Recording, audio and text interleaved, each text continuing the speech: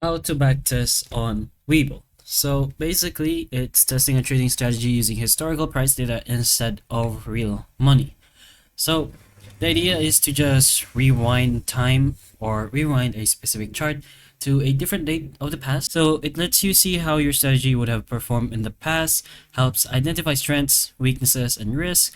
But doing this, there's no actual trading risk since it is 100% simulated. So the Webull desktop itself does have a rewind option, which is pretty much very similar to backtesting.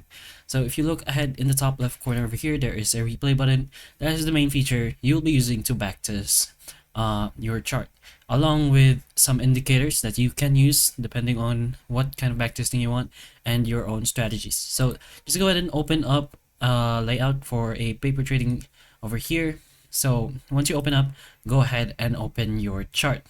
Once you place down a chart, you can put in widgets as you please as well, and put in your indicators and then strategies. Once you have done that, just go ahead to the replay button and press on the bar replay.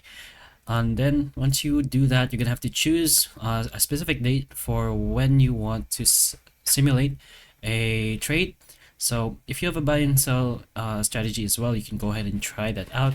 But once you choose a date, you will get a play option over here, a forward as well.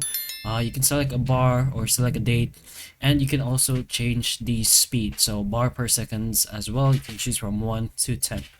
But this is pretty much one of the alternatives you can use in Webull if you want to backtest, since there isn't actually a manual feature or a specific feature for backtesting yet. But hopefully the information of this video can help you, and if it can, please like and subscribe for more videos like this, and that's all.